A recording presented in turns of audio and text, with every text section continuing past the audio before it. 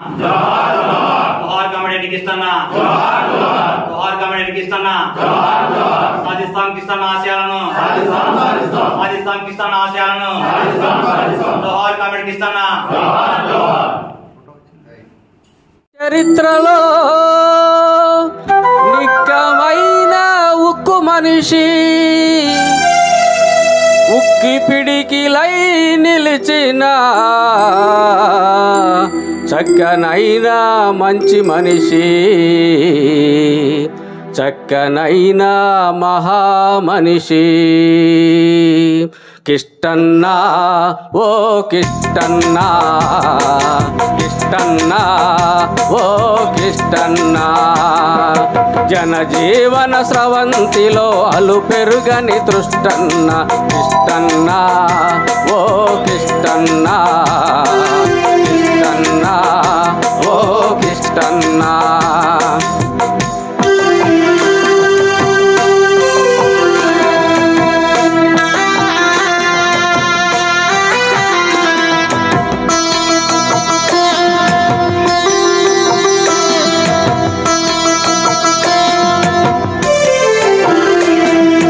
దళిత జాతి గర్వించే ఆదర్శమూర్తివయ్యా ఆదర్శమూర్తివయ్యా ఆదర్శమూర్తివయ్యా ధరణిలో విరజిల్లే కీర్తివి నీవయ్యా కీర్తివి నీవయ్యా కీర్తివి నీవయ్యా శ్రామిక జన ఉద్యమాల స్ఫూర్తివి నీవయ్యా శ్రామిక జన ఉద్యమాల స్ఫూర్తివి నీవయ్యా శ్రామిక జన ఉద్యమాల స్ఫూర్తివి నీవయ్యా శ్రామిక జన ఉద్యమాల స్ఫూర్తివి నీవయ్యా ప్రజానాట్య మండలికి కరదీప్తివి నీవయ్యా కిష్టన్న ఓ కిష్టన్న కిష్టన్న ఓ కిష్టన్న జనజీవన స్రవంతిలో అలు పెరుగని తృష్టన్న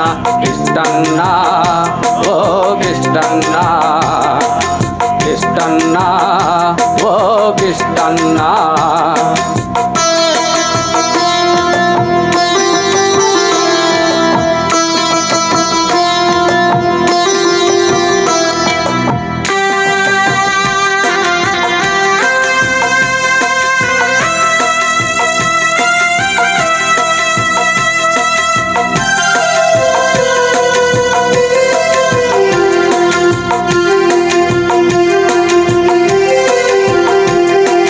కార్మికుల చేతిలో కరపత్రం నీవయ్యా కరపత్రం నీవయ్యా కరపత్రం నీవయ్యా నీతి నిజాయితీకి ధ్రువ నక్షత్రం నీవయ్యా నక్షత్రం నీవయ్యా నక్షత్రం నీవయ్యా సొసైటీలో నీ సేవలు మరువలేనివయ్యా సొసైటీలో నీ సేవలు మరువలేనివయ్యా సొసైటీలో నీ సేవలు మరువలేనివయ్యా సొసైటీలో నీ సేవలు మరువలేనివయ్యా డప్పు కొట్టి నిజం చెప్పే మంచి మనిషి నీవయ్యా కిష్టన్న కిష్టన్న కిష్టన్న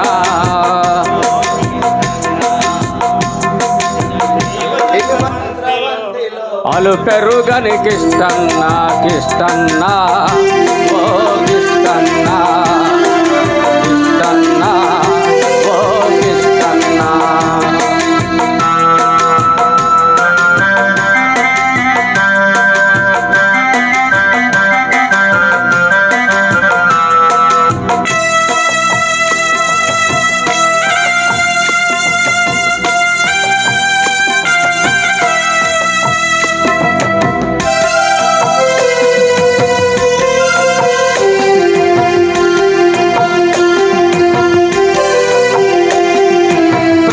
కళల ప్రభంజనం పల్లవి నీవయ్యా పల్లవి నీవయ్యా పల్లవి నీవయ్యా స్టీల్ ప్లాంట్ కార్మిక జన వెల్లువ నీవయ్యా వెల్లువ నీవయ్యా వెల్లువ నీవయ్యా ప్రేమ అనే పలకరింపు పలకరింపు చిరుజల్లు నీవు ప్రేమానే పలకరింపు చిరుజల్లువు నీవు ప్రేమానే పలకరింపు చిరుజల్లు నీవు ప్రేమానే పలకరింపు చిరుజల్లువు నీవు అందరిలో కలిసిపోయే పెద్ద మనసు నీదయ్యా కిష్టన్నా ఓ కిష్టన్నా కిష్టన్నా ఓ కిష్టన్నా జనజీవన స్రవంతిలో అలు పెరుగని తృష్టన్న కిష్టన్నా ఓ కిష్టన్నా కిష్టన్నా ఓ కిష్టన్నా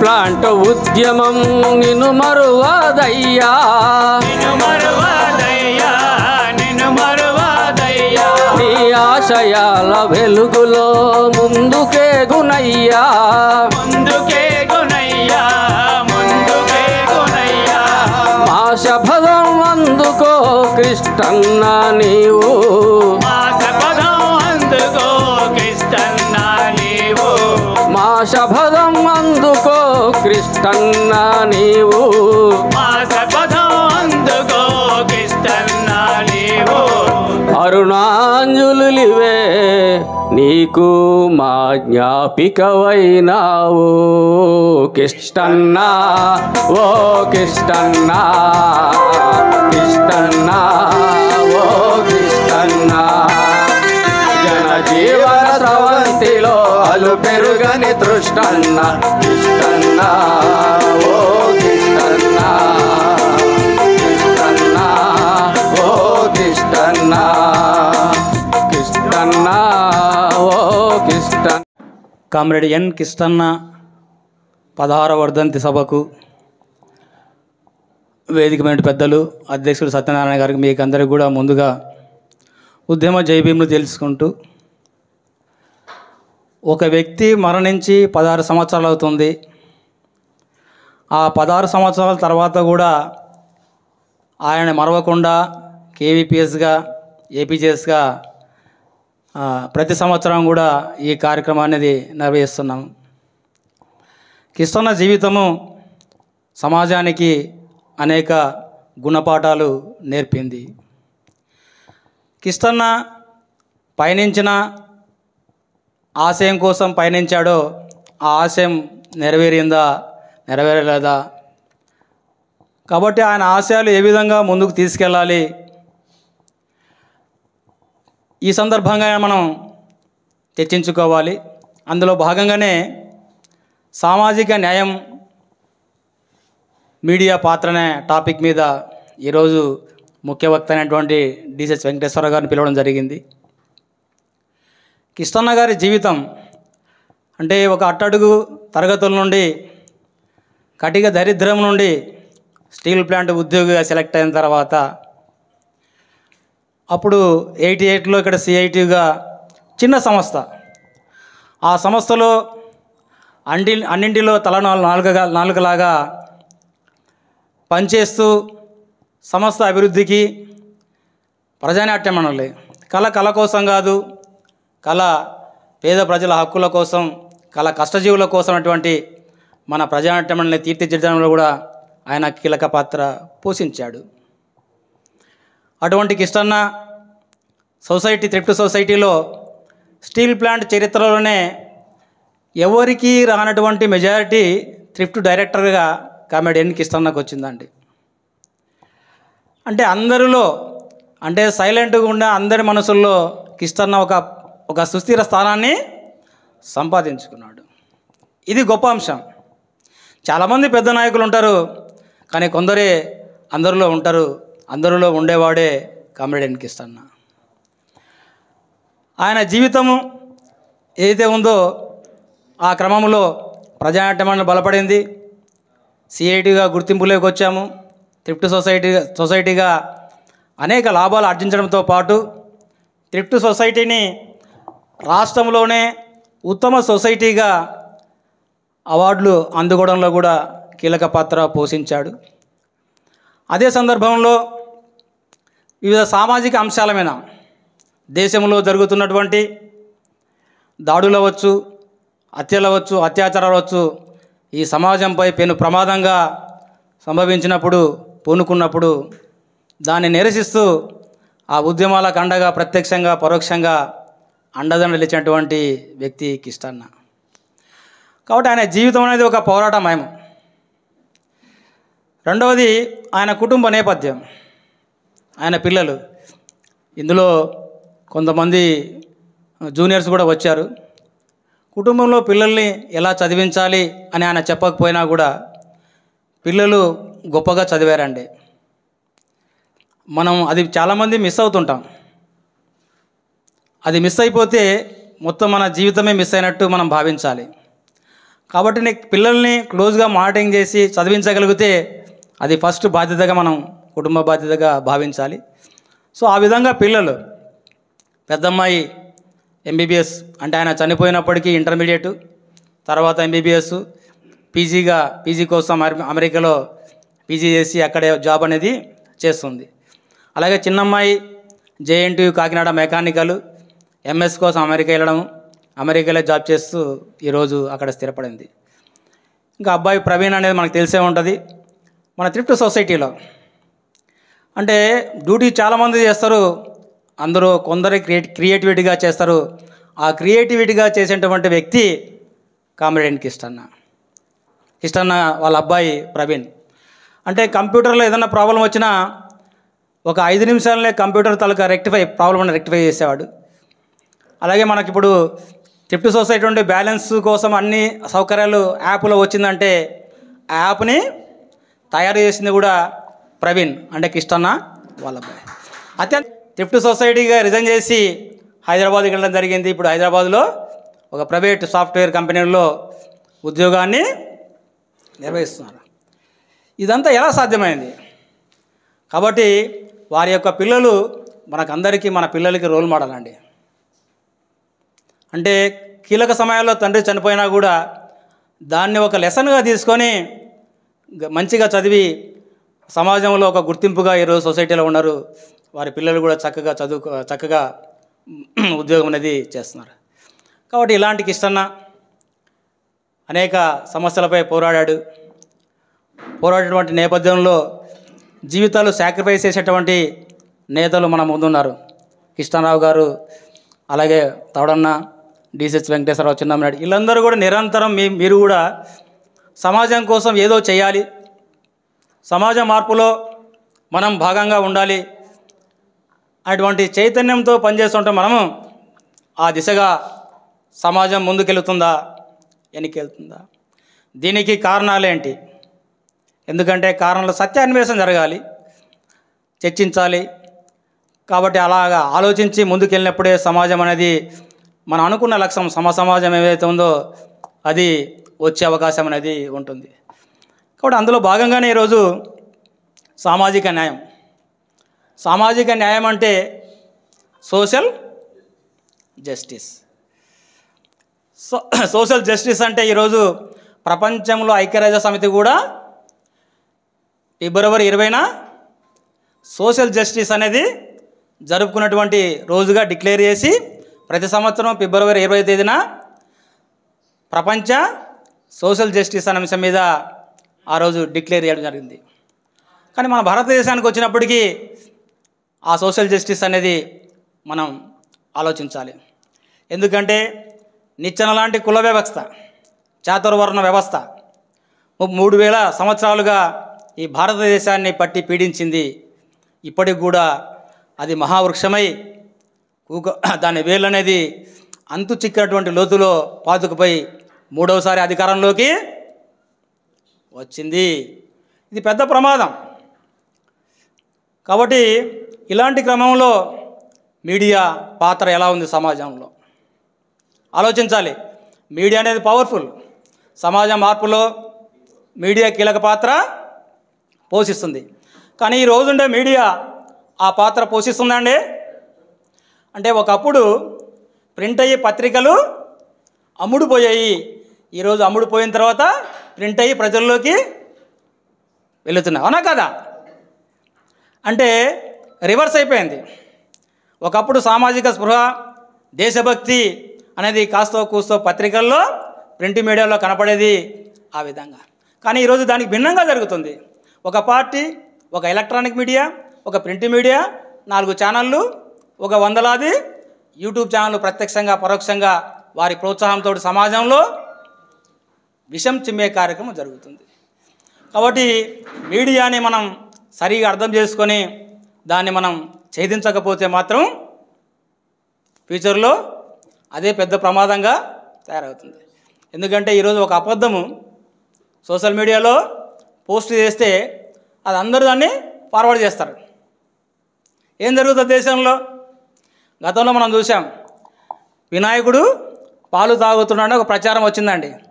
కానీ ప్రతి ఇంట్లో వినాయకుడిని పెట్టడము, పాలు స్పూన్తో పట్టడము. ఆ లాజిక్ ఏంటో మనకందరూ తెలుసు. చూసారా? అంటే ఎంత ఒక అజ్ఞానాన్ని విస్తృతంగా ప్రజల్లోకి ఎఫెక్టివ్గా తీసుకెళ్ళాం. ఇప్పుడు ఇంకా ఎఫెక్టివ్గా జరుగుతుంది. కాబట్టి మీడియా అనేది ఈరోజు కార్పొరేట్ శక్తుల్లో, అంటే మెయిన్ స్ట్రీమ్ మీడియా ఏదైతే ఉందో ఎలక్ట్రానిక్ మీడియా, అదాని, అంబానీ ప్రత్యక్షంగా పరోక్షంగా షేర్స్, దాంట్లో మేజర్ షేర్స్ అనేవి ఉన్నాయి. కాబట్టి 90% మీడియా, మెయిన్ స్ట్రీమ్ మీడియా ఈరోజు కులాల ఆధిపత్యంలో, మనం అంటాం ఆధిపత్య కులాలు అంటాం, ఆధిపత్య కులాల నాయకత్వంలో కార్పొరేట్ శక్తులు పెట్టుబడితో ఈరోజు సక్సెస్ఫుల్గా సమాజాన్ని విధ్వంసం చేస్తుంది. అవునా కదా? కాబట్టి దీన్ని మనం అర్థం చేసుకోగలిగితే దానికి ప్రత్యామ్నాయ మీడియా అవ్వచ్చు. దేంట్లో వస్తున్నటువంటి దాన్ని మనం ఏ విధంగా కౌంటర్ చేయనటువంటి ఆలోచన మనకు వస్తుంది. కాబట్టి సమాజం కోసం ఆలోచించే మీడియాలు సమాజం కోసం ఆలోచించడం లేదు. ఈరోజు దేశంలో దాదాపు 85% మంది ప్రజలు అనేక కష్టాలు పడుతున్నారు. అవునా కదా? ఇప్పుడు ఎస్సీలు వచ్చేసి వర్గీకరణ పేరుతోటి 32 సంవత్సరాలు పోరాటము చేశారు. అంతేనండి? 32 సంవత్సరాలు. నిజంగా అన్యాయం జరిగితే అన్ని రాజకీయ పార్టీలు అంగీకరించాయి. మరి ఎందుకు వర్గీకరణ చేయలేదు? న్యాయమైందన్నప్పుడు యూపీఏ 1 అవ్వచ్చు, యూపీఏ 2 అవ్వచ్చు, బీజేపీ అవ్వచ్చు, కాంగ్రెస్ అవ్వచ్చు, గత 30 సంవత్సరాలుగా ఈ దేశాన్ని పరిపాలించినటువంటి పార్టీలు వర్గీకరణ మద్దతు ఇచ్చి వర్గీకరణ చేయలేదు. ఎందుకు చేయలేదంటే వీళ్ళు శాశ్వతంగా శత్రువులాగా కొట్టుకొని చావాలి. మన శవాల మీద ఒకరు ఒక పార్టీకి వేస్తే ఇంకొకరు ఒక పార్టీ శాశ్వతంగా బానిసలుగా చేసుకునే కుట్ర జరిగిందనేది మనం అర్థం చేసుకోవాలి. అవునా కాదా? సున్నితమైన అంశం. అందరూ న్యాయమైంది అన్నారు. మరి పార్లమెంట్లో వచ్చు, అసెంబ్లీలో వచ్చు, పొలిటికల్ పార్టీలు అంగీకరించడం ఎందుకు చేయలేదంటే అదే కారణం. ఇంకో అంశం లేటెస్ట్గా వచ్చింది ఈరోజు. ఎస్టీలో బోయల్ని కలపాలని అసెంబ్లీ తీర్మానం చేసింది. అంతకుముందు చంద్రబాబు చేశాడు, తర్వాత జగన్మోహన్ రెడ్డి చేశాడు, ఇప్పుడు మళ్ళీ చంద్రబాబు వచ్చాడు. బోయలు కలపాలని ధర్నాలు ర్యాలీలు చేస్తున్నారు. మన ఎస్టీ సోదరులు వద్దని ధర్నాలు ర్యాలీలు అంతేనండి చేస్తున్నాం. ఏమండి, సామాజిక న్యాయము ఈరోజు జరుగుతుందా? అమలు జరుగుతుందా? ఎక్కడైనా ప్రభుత్వ రంగ సంస్థలు వస్తున్నాయండి? ప్రభుత్వ రంగ సంస్థలు ఏం చేస్తున్నారా? మన పక్కనే హెచ్పిసిఎల్ ఉందండి. అంటే 4.5 మెట్రిక్ టన్స్ పర్ యానం ఉన్నప్పుడు 1300 మ్యాన్ పవర్ ఉంది. కానీ ఈరోజు 50 మెట్రిక్ టన్స్ పర్ యానం. ఈరోజు అదే 1300 మంది ఉన్నారు. మిగతా వాళ్ళంతా కాంట్రాక్టు లేబర్స్. మరి సామాజిక న్యాయం జరుగుతుంది అక్కడ? రిజర్వేషన్ అమలు జరుగుతున్నా? విశాఖ ఉక్కు కర్మాగారం మనం జాయిన్ అయినప్పుడు 3.2 మిలియన్ టన్స్. ఆ రోజు ఎంప్లాయీస్ ఎంతమంది అండి? 18. ఈరోజు దానికి డబుల్ అయిపోయింది, 7.2 మిలియన్ టన్స్. ఈరోజు ఎంతమంది పర్మనెంట్ ఎంప్లాయీస్ అండి? 10,000. మరి ఉద్యోగాలు పోయాయా వచ్చాయా? కొత్తవి పోయాయి. మరి ఇంత కాన్షియస్గా ఆధిపత్య వర్గాలు తమ శక్తి వంచన లేకుండా సమాజంలో విధ్వంసం సృష్టించి మనకు రాజ్యాంగం కల్పించిన హక్కులు ఒకటి కాలరాస్తుంటే మనకు ఆ సోయ ఉందా లేదా అర్థం చేసుకోవాలి. ఆ స్పృహ ఇది ఒక పెద్ద విధ్వంసం. కాబట్టి ఇలాంటి కీలక అంశాలు ఏవైతే ఉన్నాయో మొత్తం దేశవ్యాప్తంగా కూడా రాష్ట్రాలు అవ్వచ్చు, కేంద్ర ప్రభుత్వం అవ్వచ్చు, అన్నీ కూడా అవుట్సోర్సింగ్ జరుగుతున్నాయి. రైల్వే అవ్వచ్చు, మన స్టేట్ గవర్నమెంట్ జాబ్లు అవ్వచ్చు, అన్నీ అవుట్సోర్సింగ్ జరుగుతున్నాయి. కాబట్టి మీడియా పాత్రని మనం మెయిన్ స్ట్రీమ్ మీడియా మన సమస్యలను పట్టించుకున్నప్పుడు మనం ఏం చేయాలి అంటే, మనమే ఒక మీడియా. నాడు అంబేద్కర్ గారు పత్రిక పెట్టారా లేదా? ఆయన ముందున్నటువంటి వారు పెట్టారా లేదా? కాబట్టి మనం కూడా మన కోసం, మన బిడ్డల కోసం, ఈ దేశ సంక్షేమం కోసం, ఈ దేశంలో మెజారిటీ ప్రజల హక్కుల కోసం మనం కూడా మీడియాని క్రియేట్ చేయాలి, స్థాపించాలి, సమాజంలో విస్తృతంగా ప్రచారము చేయించాలి. లేదంటే హక్కులు ఉండవండి. అనేటువంటి అంశాల పట్ల మనల్ని నిరంతరం తప్పుదోవ పట్టిస్తున్న మీడియాని ఎదుర్కోవాలంటే చైతన్యవంతమైన పాత్ర మనం పోషించాలి. ఎందుకంటే ఈరోజు రాజ్యాంగం లేకుంటే మనమందరం కూడా ఈరోజు ఇలా ఉండేవాళ్ళమా? స్వతంత్రానికి పూర్వము 200 సంవత్సరానికి వెనక్కి వెళ్తే మన తాత తల్లిదండ్రులు ఏం చేసేవారండి? ఏం చేసేవారు? కానీ ఈరోజు ఒక గౌరవప్రదమైన జీవితం మనకు వచ్చింది, అవునా కదా? ఆ వచ్చిన జీవితాన్ని ఈరోజు మన బిడ్డలు, మనము ఒక గౌరవప్రదమైన సమాజంలో ఒక స్టేజ్లో మనం ఉన్నాం. కానీ సమాజం ఇప్పటికీ 99% మంది కష్టాలు, కన్నీళ్ళు గురవుతున్నారు. ఆ సమాజాన్ని నడిపించే బాధ్యత మనము చేపట్టాలి.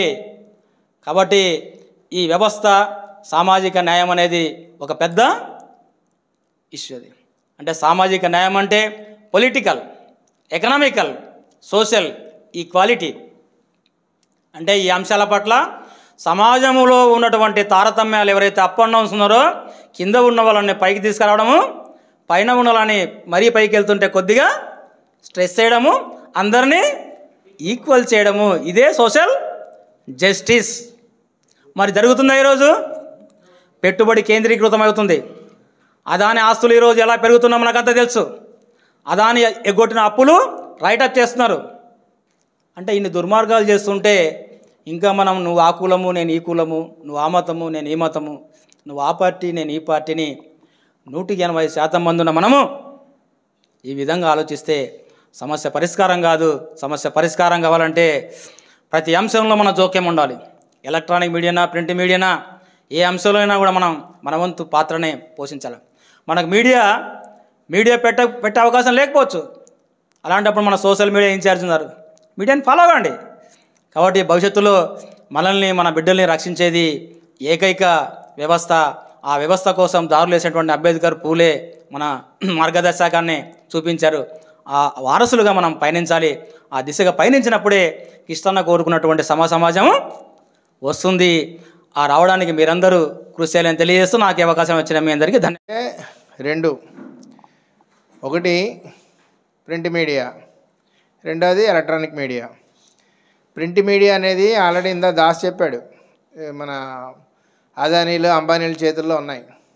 ఇంక్లూడింగ్ ఈనాడు, ఆంధ్రజ్యోతి, సాక్షి పేపర్లతో సహా మన తెలుగులో చెప్పుకుంటే మేజర్ ఇంగ్లీష్ పత్రికలు అన్నీ కూడా ఎక్కడన్నా ఉన్నాయంటే 1 కొంచెం స్వతంత్ర భావాలతోటి స్వేచ్ఛగా రాస్తూ ఉన్నాయి. వాటికి సర్క్యులేషన్ తక్కువ.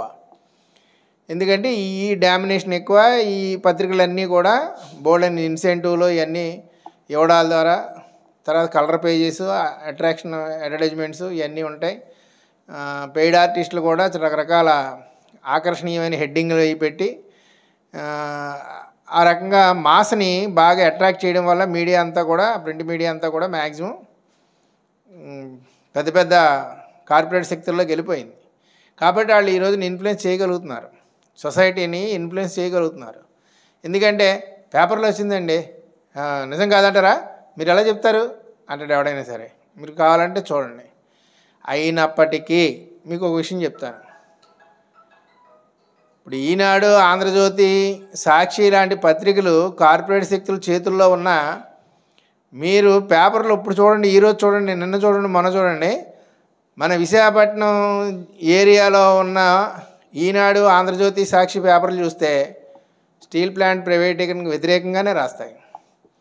మళ్ళీ ఇదే ఆంధ్రజ్యోతి, ఇదే ఈనాడు, ఇదే సాక్షి బయట జిల్లాలకు వెళ్ళినప్పుడు వాళ్ళ పై నాయకత్వం ఏదైతే డైరెక్షన్ ఇచ్చిందో ఆ డైరెక్షన్ ప్రకారం అక్కడ. దానికి ఎగ్జాంపుల్ ఒకటే, రీసెంట్గా మనకి 11,000 కోట్ల ఆర్థిక సాయం విశాఖపట్నం స్టీల్ ప్లాంట్కి ప్యాకేజ్ ఇచ్చింది ఎన్డీఏ కూటమి ప్రభుత్వం అని చెప్పేసి వచ్చింది. ఇక్కడ ఈనాడు, ఆంధ్రజ్యోతుల్లో మీరు చూడండి ఏం రాస్తూ ఉంటాడో. సాక్షి అంటే వదిలేయండి, అది ఇప్పుడు అపోజిషన్ కాబట్టి నేను దాని గురించి చెప్పట్లేదు. ఆంధ్రజ్యోతి, సాక్షి పేపర్లో, ఈనాడు పేపర్లో ఏం వస్తుంది, ప్యాకేజ్ ఇచ్చి ఏంటి ఉపయోగం, అక్కడ అది లేదు, కార్మికులకి జీతాలు లేవు, రా మెటీరియల్ లేదు అని మనం ఏదైతే తెల్లారులు మాట్లాడుకుంటున్నామో అవే విషయాలు అక్కడ వస్తున్నాయి. మీరు చూడండి, మీరు పరిశీలించండి. రోజు మన వాళ్ళు పేపర్ క్లిప్పింగ్స్ కూడా పెడతా ఉంటారు గ్రూపుల్లో. మరి అక్కడేమో ఆల్రెడీ ఏదో రకంగా స్టీల్ ప్లాంట్ని ప్రైవేటైజ్ చేసేయాలి, కబ్జా చేసేయాలనుకున్న వాళ్ళకి ఈ వార్తలు ఎందుకు రాయాలి, మనకు అనుకూలంగా ఎందుకు రాయాలి? రాయిపోతే అంటే జనాల్లో ఉన్న మూడ్కి అనుకూలంగా వార్తలు రాయిపోతే అటు సర్క్యులేషన్ పడిపోద్ది. సర్క్యులేషన్ పడిపోతే దీని గురించి చూస్తే మిగిలిన విషయాల్లో జనాలు ఫ్లో చేయడానికి వాడికి అవకాశం రాదు. అందుకోసమని ఇక్కడ ఈ వార్తలు. కానీ ఇదే ఆంధ్రజ్యోతి వీటిని బయట రాసేది ఏంటి, చాలా బ్రహ్మాండంగా ఉంది విశాఖపట్నం స్టీల్ ప్లాంట్ ఉరకలెత్తిపోతుంది, రేపు జూన్లో మళ్ళీ 3వ బ్లాస్ట్ ఫర్నెస్ వచ్చేస్తుంది, పూర్వ వైభవం వచ్చేసింది, 11,000 కోట్లు ఇచ్చేసారు, ఇంకేమీ లేదు, ఇంకా అంతా ఆంధ్రాకి ఇంకా పట్టపగ్గాలు లేవన్నట్టుగా రాసేస్తున్నాడు. ఆ మిగిలిన జోన్ మీరు ఓపుకుంటే ఈనాడు, ఆంధ్రజ్యోతి ఆ యాప్లు చూసి డిస్ట్రిక్ట్ ఎడిషన్స్లో కానీ కొట్టినా, మెయిన్ ఎడిషన్లు కొట్టినా, అక్కడ ఉన్న లోకల్ కొడితే ఆ వేరియేషన్ అనేది తెలుస్తూ ఉంటుంది. ఇదంతా పనిగట్టుకుని వాళ్ళు ప్రచారం చేస్తున్నారు. ఎందుకని, కుక్కని రాయేసిన కర్రచ్చు కొట్టినా ఏమంటారా, ఎలా చదువుకున్నావు, బుర్ర బుద్ధి లేదా, అది మూగ ప్రాణి, దానిని కొట్టడం ఏంటి, సిగ్గులేదేంటి, పైగా ఎంప్లాయీ ఉండి అంటారు. అదే మనం పిచ్చి కుక్క అని చెప్పండి, నీకు అసలు కొట్టడం చేత కాదా, ఎలా కొట్టాలి నేను చెప్తానని చెప్పి ఆడే కర్ర తీసుకొచ్చి రాడు తీసుకొచ్చి దాన్ని బుర్రపగతలు కొడతాడు. ఎందుకంటే పిచ్చి కుక్క, ఆడిని కూడా కరుతుందని భయం. కరిస్తే ఆడికి ఇంజక్షన్లో లేదా ఆడికి పిచ్చి ఎక్కువది సస్తాడు, ఇవన్నీ ఉన్నాయి. కాబట్టి ఇప్పుడు విశాఖపట్నం స్టీల్ ప్లాంట్ అనే సెంటిమెంట్ మీకు ముఖ్యమంత్రి చంద్రబాబు నాయుడు గారు ఫస్ట్ చెప్పింది అది.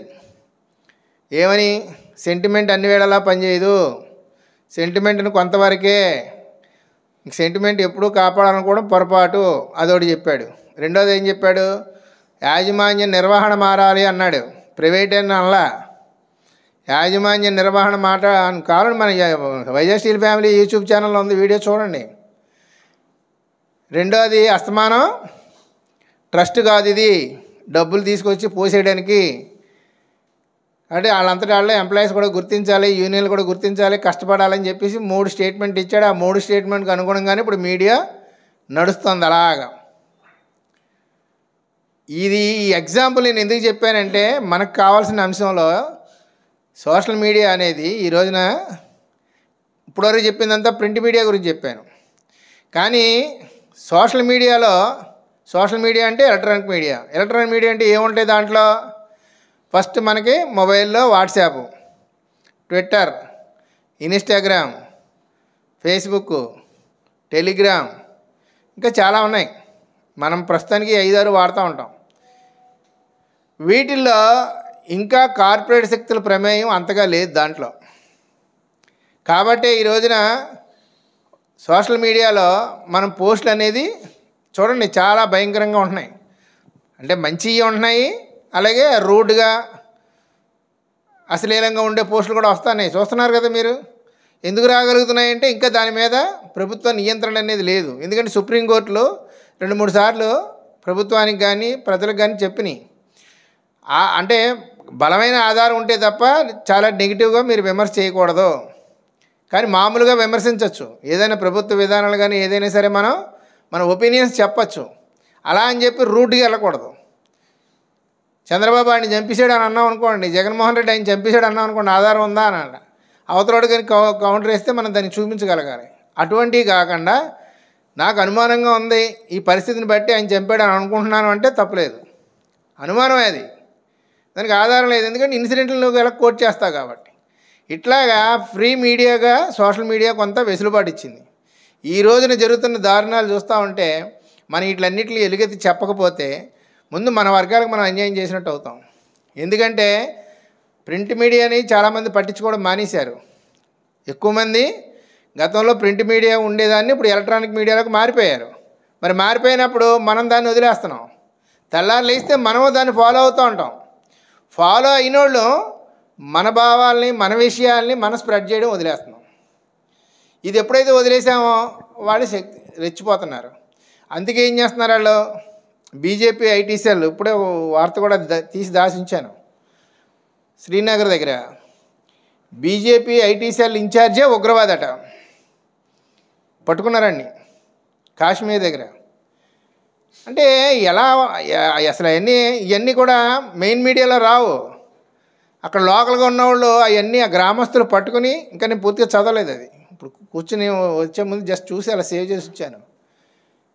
అంటే ఈ రోజున బీజేపీ పార్టీ ఎన్డీఏ గవర్నమెంట్ ఏదైతే ఉందో, జనరల్గా జరుగుతున్న ఇన్సిడెంట్లన్నీ తెలుసు, ఇవన్నీ ఎందుకు జరుగుతున్నాయి ఏంటి ఎవరు చేయిస్తున్నారు అనేది, దీనికి ఏం పెద్ద దాపరికమేమీ లేదు.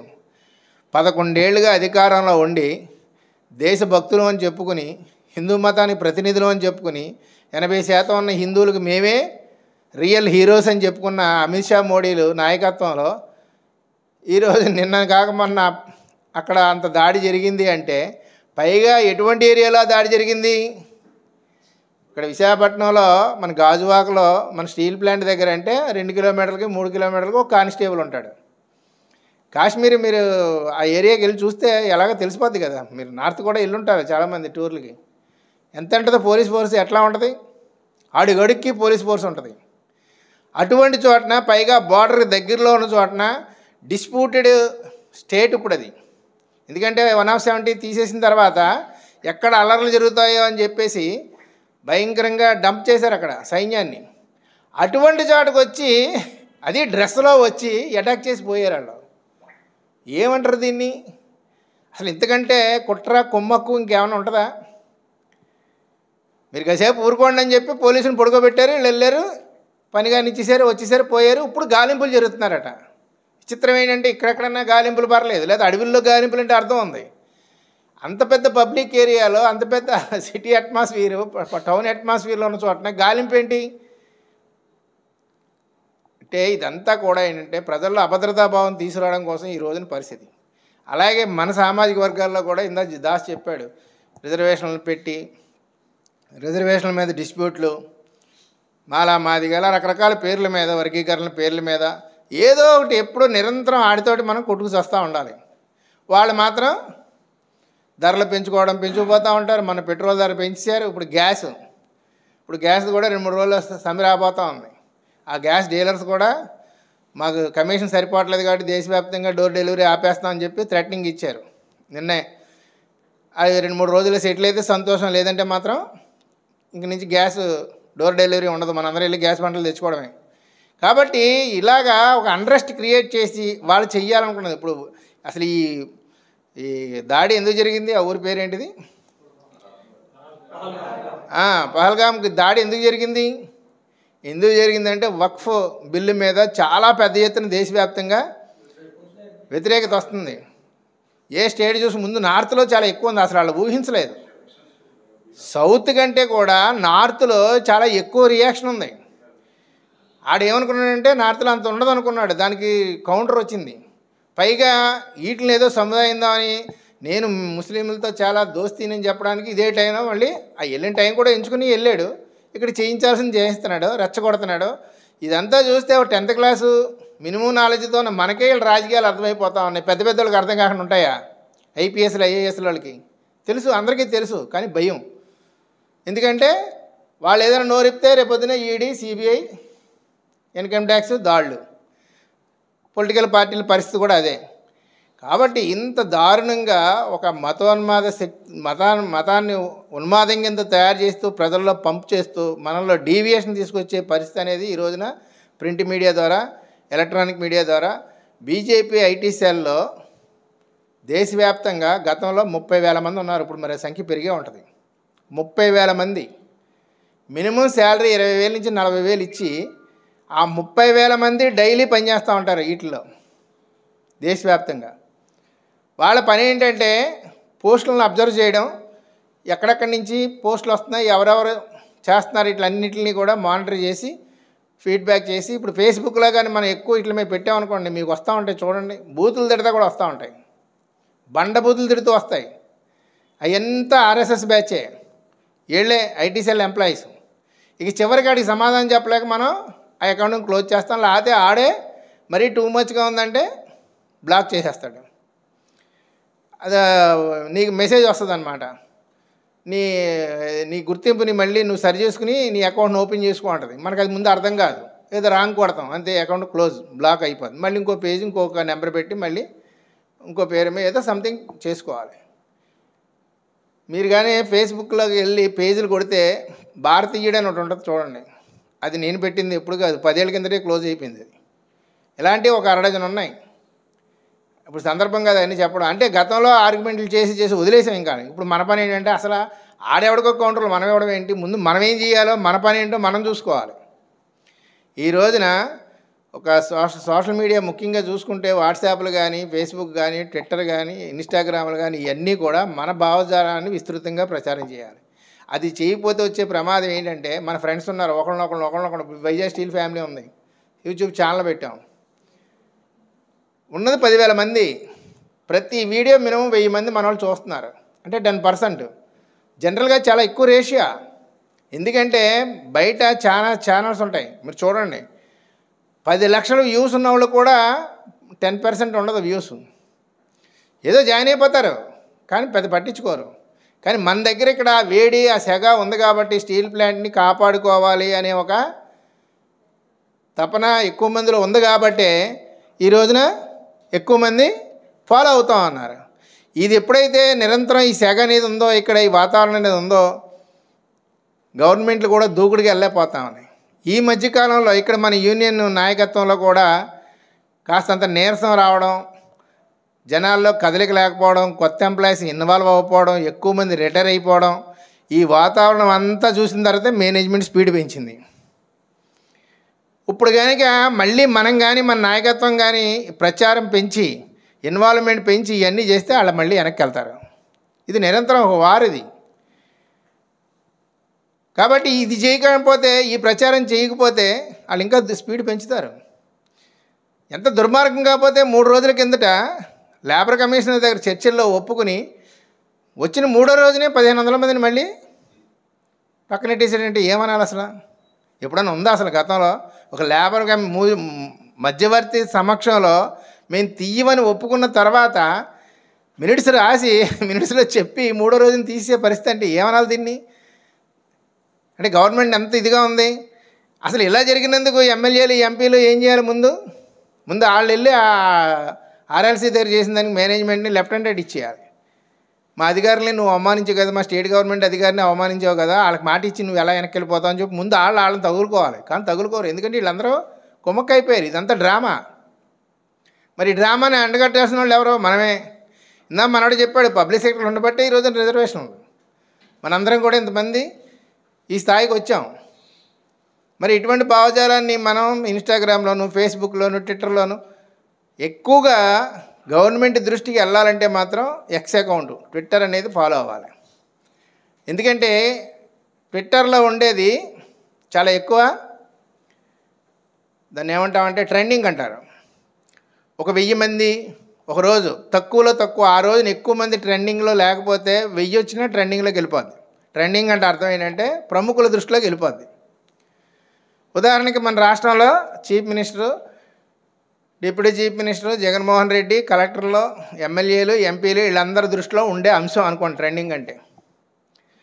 నేను అందుకే మొదటి నుంచి నెత్తునోరు కొట్టుకుంటున్నాను. Visakhapatnam steel plant save RINL, publicity, mines కావాలి, జీతాలు ఇవ్వండి, ఇవన్నీ ట్రెండింగ్లో రోజు పెట్టండి రా బాబు అని అప్పుడప్పుడు మేము పోస్టులు పెట్టి దీన్ని రీట్వీట్ చేయండి రా అంటాం. ఏమి లేదు, దాని మీద నొక్కి మళ్ళీ కిందనే ఇలా యారోస్ ఉంటుంది, దాన్ని నొక్కడమే. అంటే 2 సార్లు బటన్ నొక్కడానికి కూడా మన వాళ్ళు బద్ధకం. ఒక సినిమా యాక్టర్ బర్త్డే కోసం ఒక సినిమా యాక్టర్ ఏదో చేస్తే లక్షల్లోనూ వేలల్లోనూ వెళ్ళిపోతామంటే రీట్వీట్లు. అవి వెళ్ళిపోతూ ఉంటాయి మినిస్టర్ల దగ్గరికి. అందుకే వాళ్ళు కూడా వాళ్ళ పుట్టినరోజులకి వాళ్ళ పండగలకి ఎక్కువ వెయిటేజ్ ఇస్తున్నారు, మన కార్యక్రమాలకు కాకుండా. ఇప్పుడు ఇన్సిడెంట్ జరిగింది నిన్నగాక మొన్న. ఎంత దుర్మార్గం అది, మన ఈస్ట్ గోదావరిలోనే. పాప అతను ఆ కాపు ఎవరైతే ఉన్నాడో అతను పేదోడే, గొప్పడేం కాదు, అతను పూరుడిల్లే. కరెంటు ప్రాబ్లం వచ్చిందని పిలిచాడు. వెళ్ళిన వర్కర్ మన దళితుడు పనిచేశాడు, కరెంటు షాక్ కొట్టింది, చనిపోయాడు.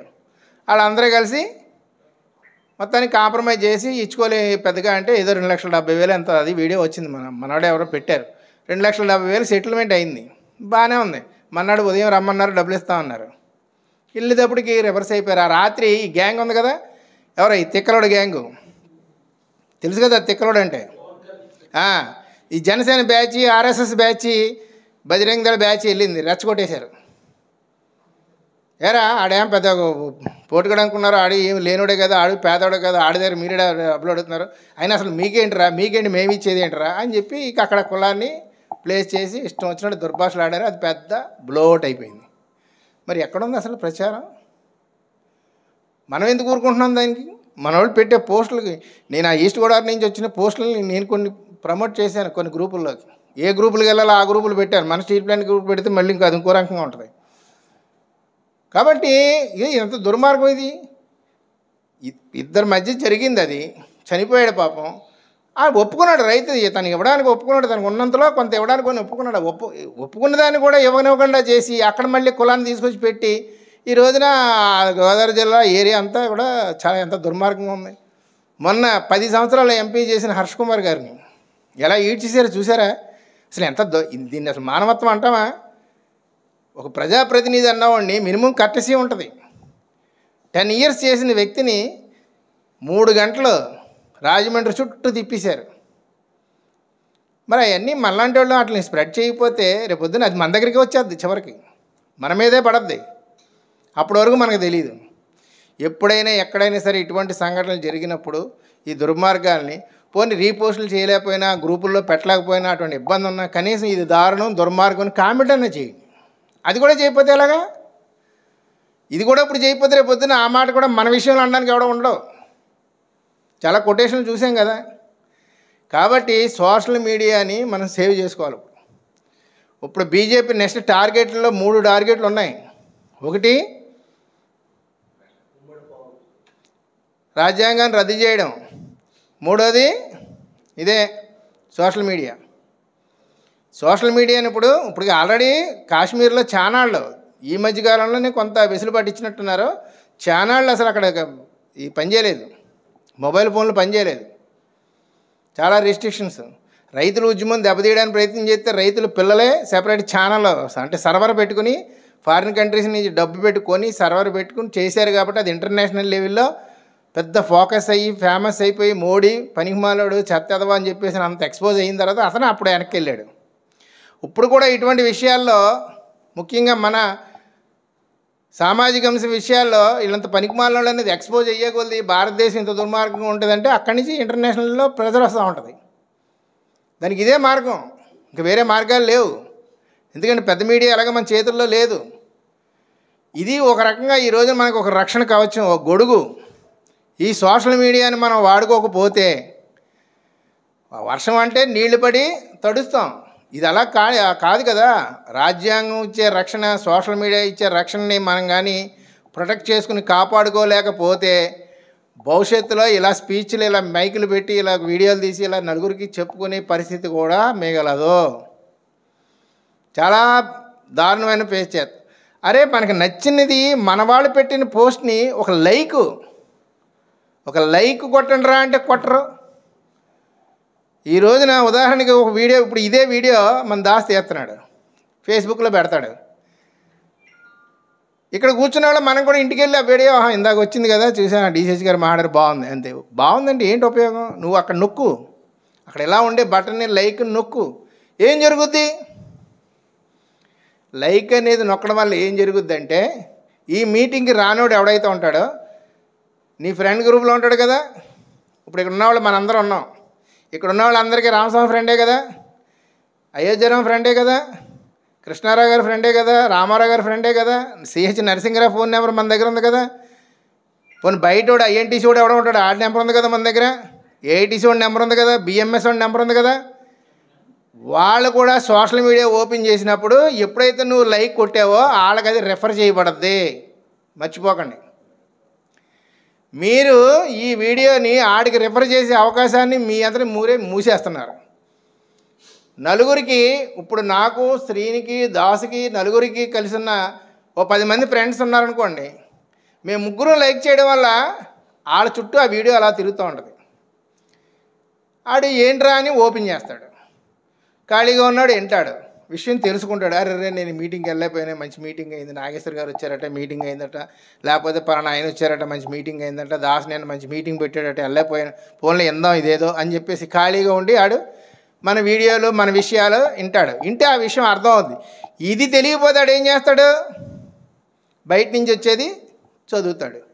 ఆ తిక్కలోడి, ఆ మెంటలోడి, ఆ పైన పెచ్చోడి ఆ పోస్టులు చూసి నిజమే కదా నిజమే కదా అని ఊగిపోతూ ఉంటారు. ఎందుకు ఇది? కాబట్టి సోషల్ మీడియాలో అంత నిచ్చిన మెట్లు లాంటి అవకాశాలు ఇచ్చింది. అది షేర్ చేయడం, లైక్ కొట్టడం, గ్రూపులకు పెట్టడం, ఇవన్నీ ఎప్పుడైతే మనం చేస్తూ ఉంటామో 10 మందికి మన భావజాలాన్ని మనం పంపించుకున్నట్టు ఉంటుంది. అది వదిలేస్తున్నాం మనం. పోనీ దీంట్లో డబ్బులు ఖర్చు ఉంది, టైం ఖర్చు ఉంది, మాట్లాడాలి, ఎక్కువసేపు కూర్చోవాలి, ఇంత సీన్ లేదు కదా. వీడియో వచ్చింది, మంచి అంశం బాగుంది అన్నప్పుడు లైక్ కొట్టండి. ఏదైనా సరే మంచి విషయం అని అనుకున్నప్పుడు దాన్ని ఖచ్చితంగా లైక్ చేయండి. ఎప్పుడైతే లైక్లు పెరుగుతూ ఉంటాయో, షేర్లు పెరుగుతూ ఉంటాయో, ఒక అతను ఉంటాడు స్పెసిఫిక్గా, అతను పెద్ద పట్టించుకోడు అనుకుందాం, మన వీడియోలు పెద్దగా చూడలేదు, నేను నీకు పెట్టాను చూసానంటారా అంటే చూడండి అంటాడు. అటువంటి షేర్ చేసి పంపించండి, నేరుగా అతనికే పంపించండి. వీడిగా ఆ విషయం తెలియడం మంచిదే. మా మిసెస్ తెలుసు, ఈ గ్రూప్లో ఉంది, ఎస్టీవన్ హెచ్ఎస్ స్కూల్ అని మా పెంటపాడు హై స్కూల్లో తాడేపడం దగ్గర ఓ 30 మంది ఉన్నాం ఫ్రెండ్స్. నేను ఒక్కడే ఎథిస్ట్ని, సైన్స్ బ్యాక్గ్రౌండ్ ఉన్నవాడిని, కమ్యూనిస్ట్ని, మిగిలిన 29 మంది మిగిలిన పార్టీలు, మిగిలిన భావజాలం. మంచి వార్ జరుగుతూ ఉంటుంది ఎప్పుడూను. నేను సైంటిఫిక్ వేలో వెళ్తూ ఉంటాను, వాళ్ళ స్టైల్లో వెళ్తూ ఉంటారు. వాళ్ళు కూడా జరిగినాయి కొన్ని పెట్టాను. సింగిల్ మనిషి 30 మందితో డైలీ నేను స్ట్రగుల్ చేస్తున్నాను. ఇప్పుడు సైలెంట్ అయ్యారు. ఒకప్పుడు పెద్ద దాడి, నేను ఒక పోస్ట్ పెడితే 15-20 పోస్టులు వచ్చాయి. ఇప్పుడు నేను పోస్ట్ పెడితే చూసేసి గమ్మున ఉంటున్నారు అంతే. బహుశా సైలెంట్గా ఉండి ఈడితే ఎందుకులేని కూడా అనుకోవచ్చు. అలా అని మళ్ళీ మా ఫ్రెండ్షిప్లో ఏం పాడైపోలే. ఈ స్ట్రగుల్ అనేది నిరంతరం జరగదా? భావజాలంలో ఈ స్ట్రగుల్ అనేది లేకపోతే రేపొద్దున మన తర్వాత తరం పిల్లలు ఆ ప్రజాస్వామ్య వాతావరణం మన వాళ్ళకి ఇవ్వని పరిస్థితి అయిపోద్ది. ఈ రోజున చాలా దేశాల్లో ఎంత దారుణమైన పరిస్థితులు అనిపిస్తున్నారో అటువంటి పరిస్థితులు అనేవి రేపొద్దున మన పిల్లలకు వస్తాయి. మన వరకు మనం బాగానే ఉన్నాం, మనకి ఇక్కడ అట్మాస్ఫియర్ ప్రస్తుతానికి బాగానే ఉంది.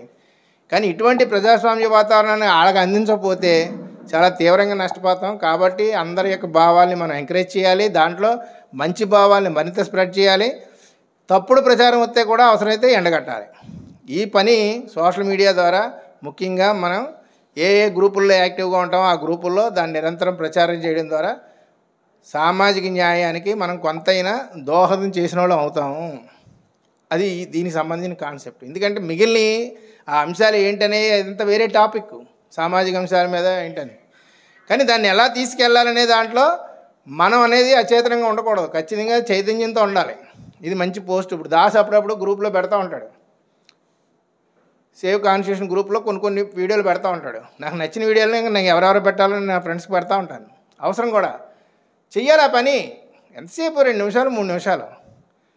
ఇంక అది కూడా చేయలేకపోతే ఇంకెందుకు, ఏంటి ఉపయోగం? ఇక్కడ ఇంత మైక్ కట్టుకుని ఎంతసేపు మాట్లాడి బయటికి వెళ్ళిన తర్వాత దీన్ని వదిలేసి నా పని ఏదో నేను చేసిపోతే ఇక అది ద్రోహం చేసినట్టే. మన మాటలకి చేతలకి పంతను ఎప్పుడైతే లేదో ఖచ్చితంగా ఇప్పుడు సామాజిక న్యాయం ఉంది. సామాజిక న్యాయానికి ఒక రకంగా చెప్పాలంటే మన ఆర్గనైజేషన్లోనే కొంతమంది పెద్దలు దానికి భిన్నంగా వెళ్తూ ఉంటారు. స్ట్రగుల్ చెయ్యాలి. ఒక ఆయన అడిగాడు, నేను సమాధానం చెప్పలేకపోయాను. మీ కమ్యూనిస్ట్ నాయకులు ఎంతమంది అండి ఇంటర్కాస్ట్ మ్యారేజ్ చేసేది అన్నాడు. ఏమంటాం?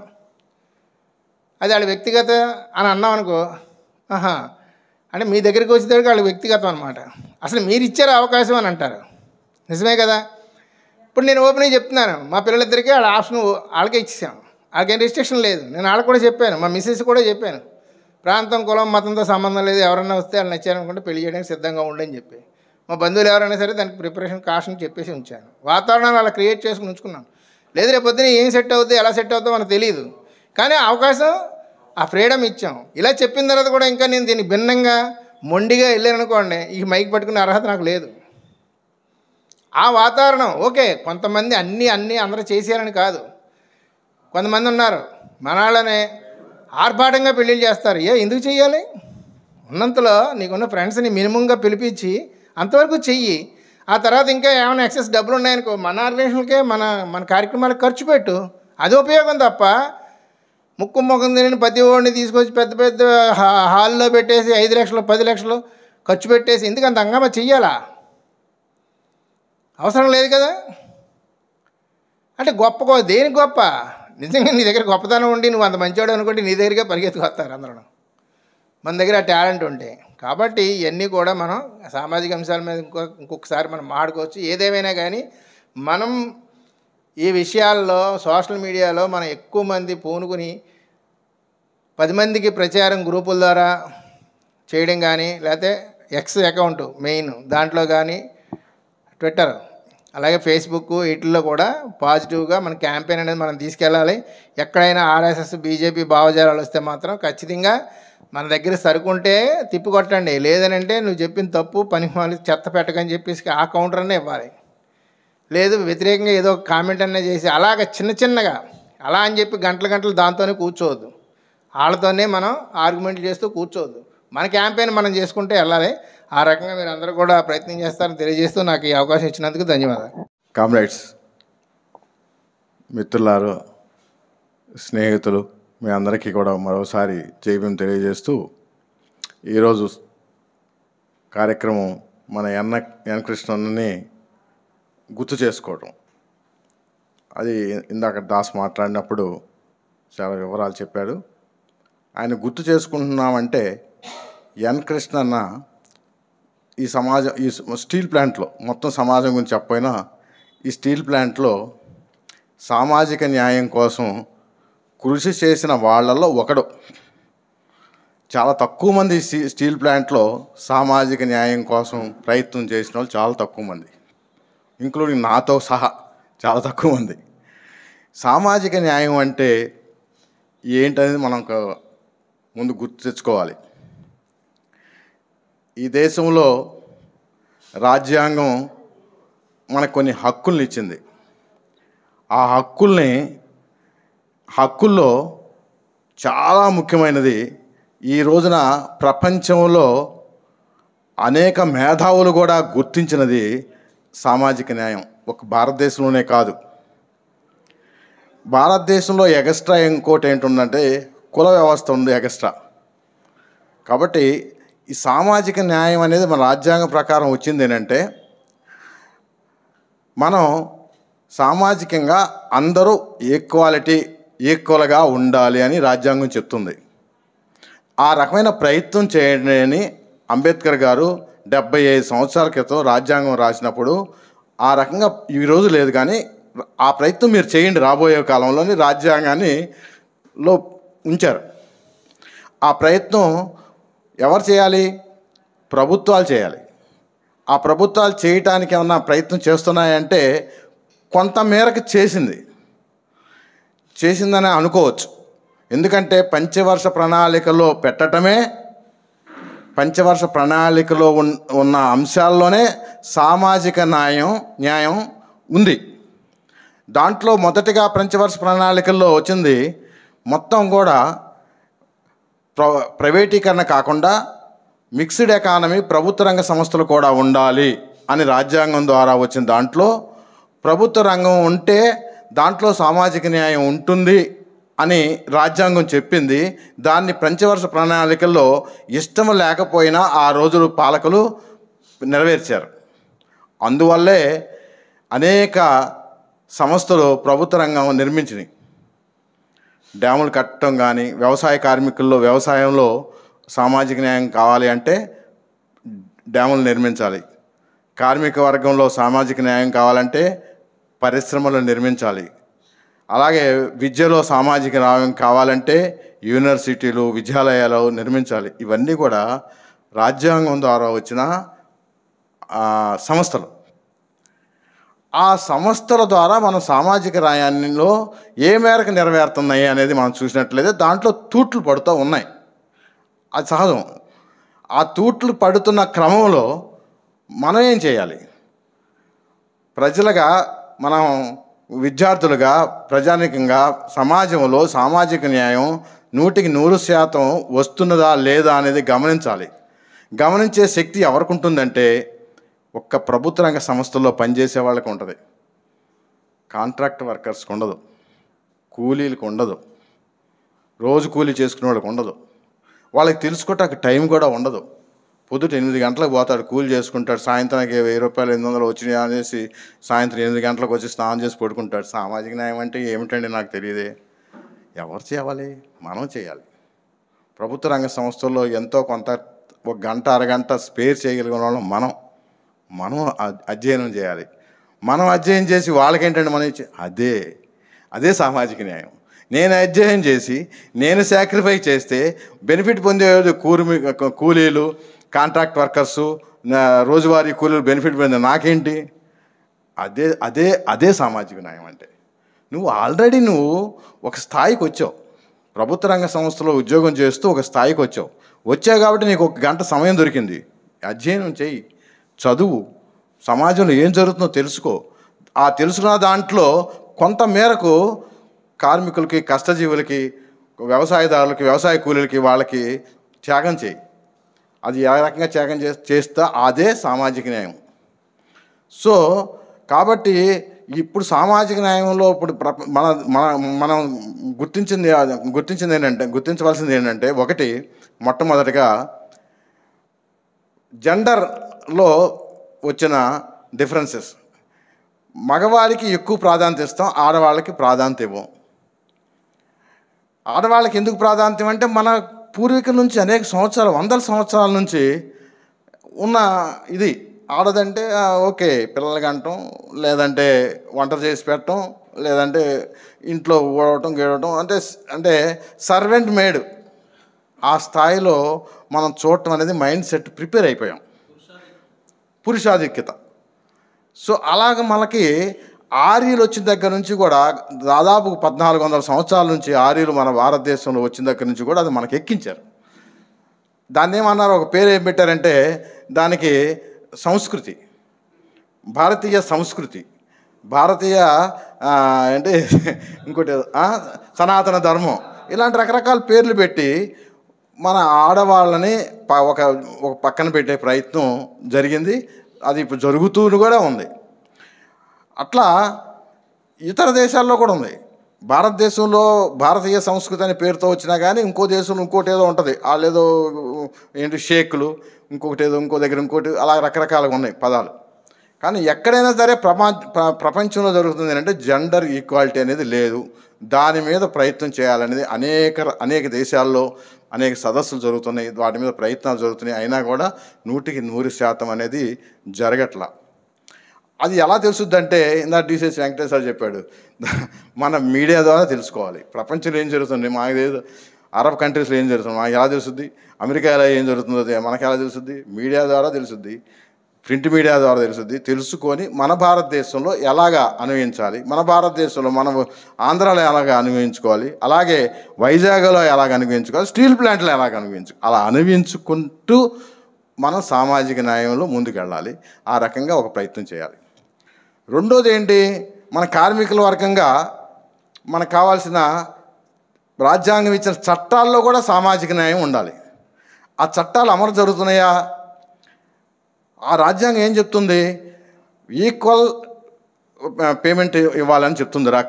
అంటే పని చేస్తున్న ఎవరైతే ఏ పని చేస్తున్నారో ఆ పనికి ఎవరికి జీతం ఇస్తే అందరికీ కూడా సమానంగా జీతాలు ఇవ్వాలి. అది మహిళలకు ఏ జీతం ఇచ్చినా పురుషులు కూడా అదే జీతం ఇవ్వాలి. ఆ రకమైనగా మనకు ఒక చట్టం రాజ్యాంగం ద్వారా కల్పించబడింది.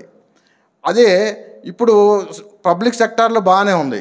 కానీ కూలి పని చేసుకునే వాళ్ళకి మీరు చూడండి, ఆడవాళ్ళకేమో 600, మగవాళ్ళకేమో 1000 రూపాయలు ఏదో ఉంది వ్యవసాయ కూలీల్లో. మరి అది చట్ట ప్రకారం నేరం. అలాగే ప్రభుత్వం నిర్ణయిస్తుంది 3 ఏళ్లకో 4 ఏళ్లకో మినిమం వేజెస్ ఇవ్వాలి. మినిమం వేజెస్ ఇవ్వాలనేది కూడా ఒక ఆర్థికపరమైన సామాజిక న్యాయంలో రాజ్యాంగం ద్వారా మనకు కల్పించబడింది. ఆ మినిమం వేజెస్ ఇస్తున్నారా అంటే ఇవ్వట్లా. ఇప్పుడు మన వాళ్ళు పోట్లాడుతున్నారు కదా, మినిమం వేజెస్ 26,000 చేయాలి అని. కాంట్రాక్ట్ వర్కర్స్కి ఇప్పుడు 18,000 అనుకోండి, కాంట్రాక్ట్ వర్కర్స్కి 26,000 చేయాలని పోట్లాడుతున్నారు. అంగన్వాడీ వర్కర్స్కి అయితే మరీ ఘోరం. వాళ్ళకైతే 7,000, టీచర్కి అయితే 10,000, మరీ ఘోరం. మినిమం వేజెస్ ఏమని చెప్తుంది చట్టం? 18,000 అని చెప్తుంది. అట్లా ఆ చట్టాలని పోట్లాడి తెచ్చుకున్న చట్టాలని అమలు జరిగించే కార్యక్రమంలో కూడా మన పాత్ర ఉండాలి. ఆ ఉన్నదాన్ని మన మీడియా ద్వారా ప్రచారం చేస్తే కొంతమేరకైనా సామాజిక న్యాయం చేకూర్చిన వాళ్ళం అవుతాం. అట్లాగే ఆర్థికంగా రాజకీయంగా కూడా సామాజిక న్యాయం మన రాజ్యాంగం ఇచ్చింది. రాజకీయంగా ఇచ్చిన సామాజిక న్యాయం ఏంటంటే కొన్ని అంటే ఈ దేశంలో వెనకబడిన వర్గాలకి, వెనకబడిన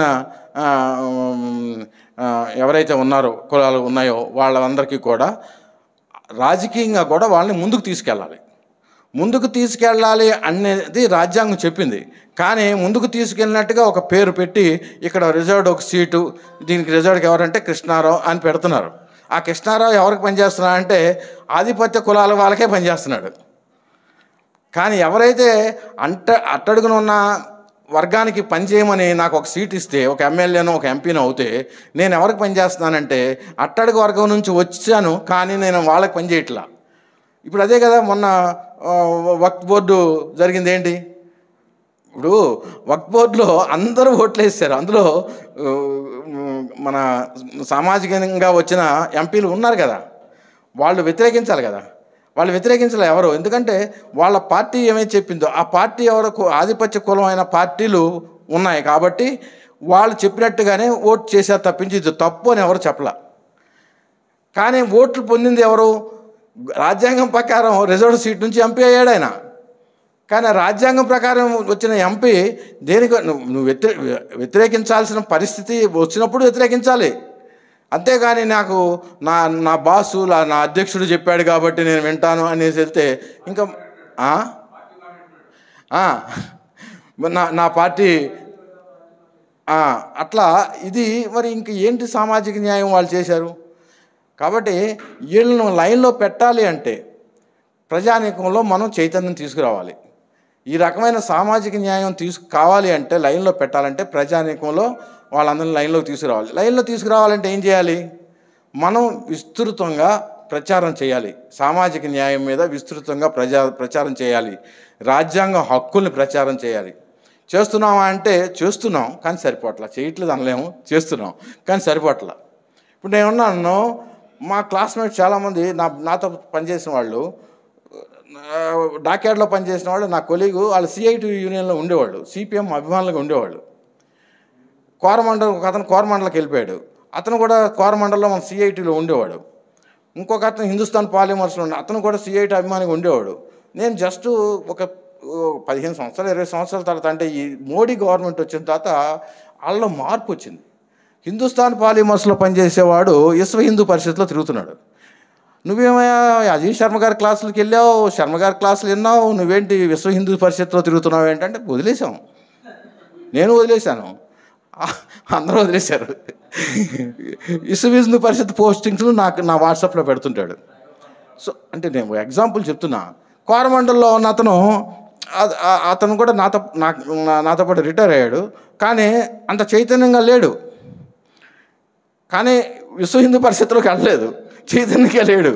కానీ మళ్ళీ పాత ఓల్డ్ ఫ్రెండ్స్ అందరినీ ఒక గ్రూప్ తయారు చేసుకుని ఏదో కొంచెం ఎక్కిస్తున్నా. అది మన DCH ప్రోద్బలంతో.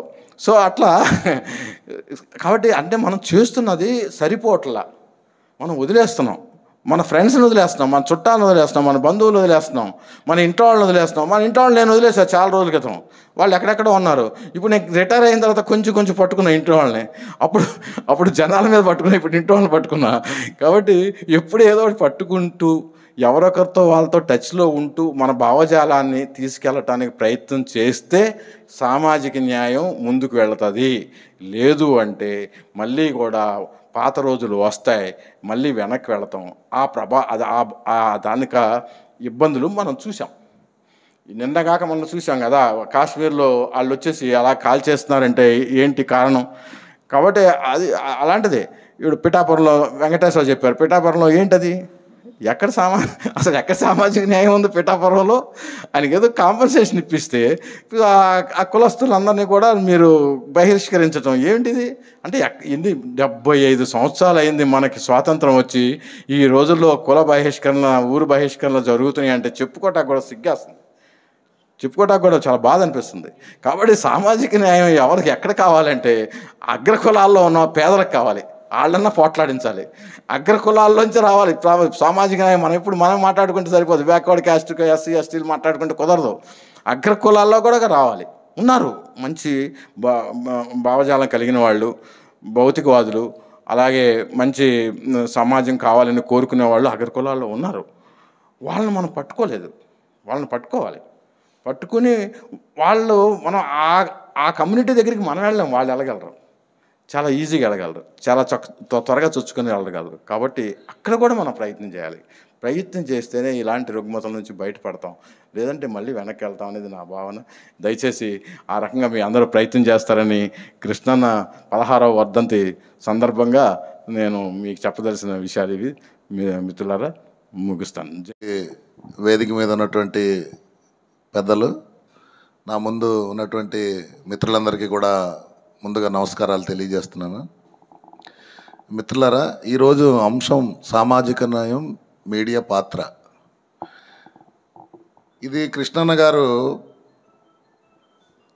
ఆ రోజుల్లో మీడియా పాత్ర అంటే మీడియా కూడా ఆ రోజుల్లో లేని సమయంలో తన డప్పుతో, తన గళంతో అనేక ప్రాంతాల్లో పర్యటించి ఆ రకంగా ప్రచారం అనేది ఆ రోజుల్లో చేయడం అనేది జరిగింది. అది ఈ రోజుకు వచ్చేటప్పటికి అనేక సామాజికమైనటువంటి మాధ్యమాలు వచ్చి దాని ద్వారా ఈరోజు మనం ప్రచారం అనేది చేసుకోవడం అనేది జరుగుతుంది. ఇప్పుడే నా ముందు మాట్లాడినటువంటి పెద్దలందరూ కూడా చెప్పారు, ప్రింట్ మీడియా కానీ, ఎలక్ట్రానిక్ మీడియా కానీ, లేదంటే సోషల్ మీడియా కానీ, ఇంకా అనేక రకాలు ఉన్నాయి. కానీ ప్రారంభ కాలంలో డప్పు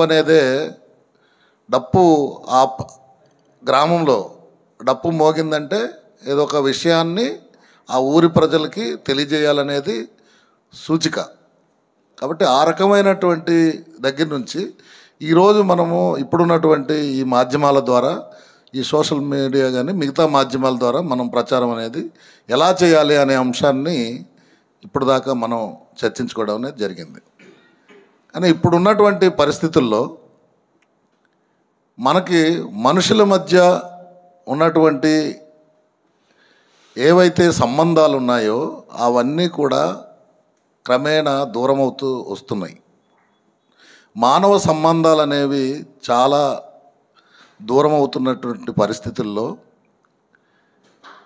ఎవరు కూడా తన సమయాన్ని ఇంకో వ్యక్తికి కానీ, ఇంకో సమూహానికి కానీ కేటాయించలేనటువంటి బిజీలో మానవ జీవితం అనేది ఏర్పడిపోయింది.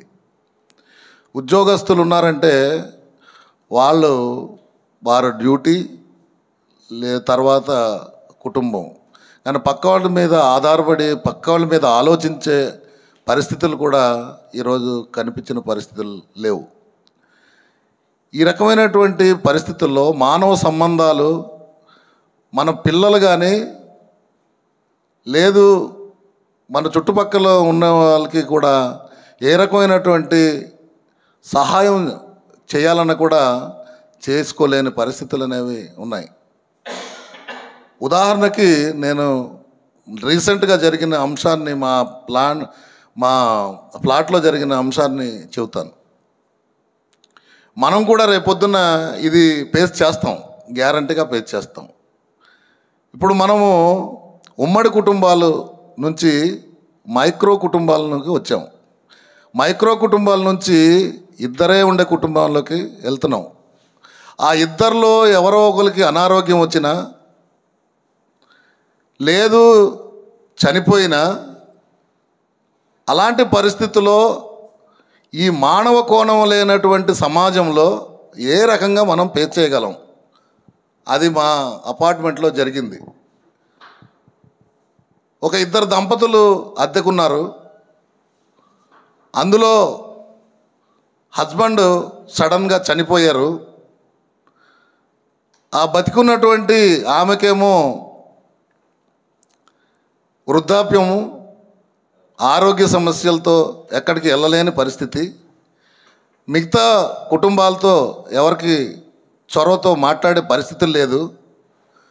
ఇప్పుడు ఆ కళేబరాన్ని, ఆ భౌతిక కాయాన్ని ఎవరు అక్కడి నుంచి తరలించడం కానీ, లేదు ఆ అంతిమ సంస్కారాలు చేయడం కానీ ఎవరు చేస్తారు?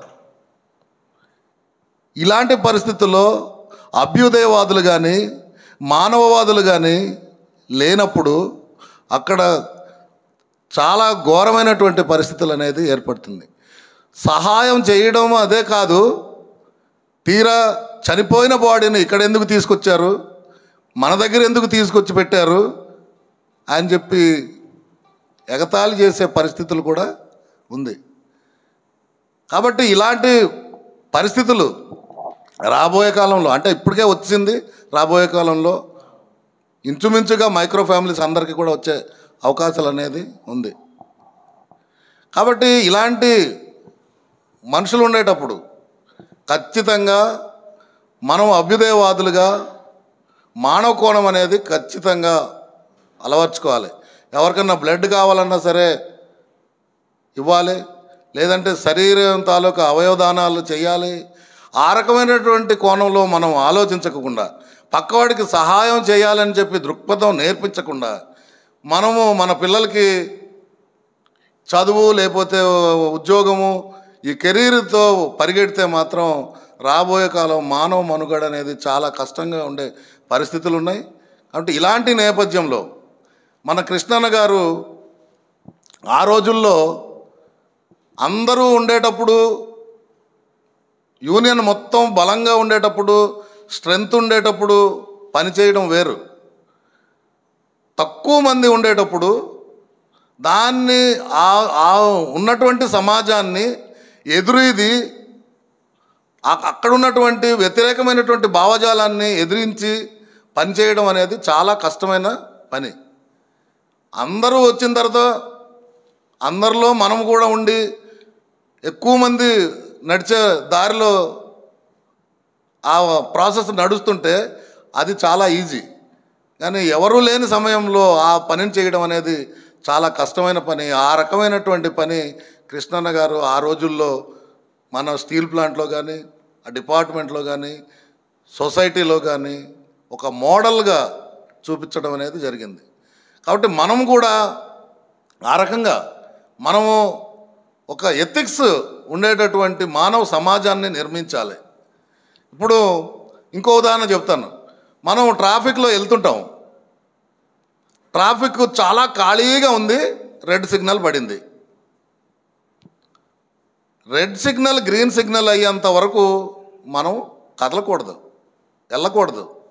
ఏమవుతుంది? ఏమీ అవ్వదు, వెళ్ళిపోయినా ఏమీ అవ్వదు. కానీ ఈ సమాజం మనం వెళ్తే పోలీసుడు పట్టుకున్నాడు అనుకోండి, ఫైనేసి వదిలేస్తాడు.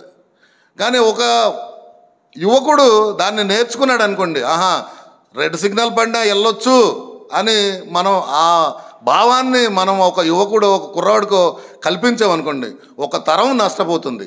అంటే ఇలాంటి తప్పులు కూడా చేసి ముందుకు వెళ్ళిపోవచ్చు అనేది యువకుల్లో కానీ పిల్లల్లో కానీ ఆ భావం, మనం చేసినటువంటి తప్పు పని ఆ వాళ్ళ మైండ్లో కానీ వెళ్తే అది ఒక తరం, అంటే వాడు 70 సంవత్సరాలు బతికుంటే తప్పులు చేయొచ్చు అనే పద్ధతిలో తప్పు చేసుకుంటూ వెళ్ళిపోతాడు.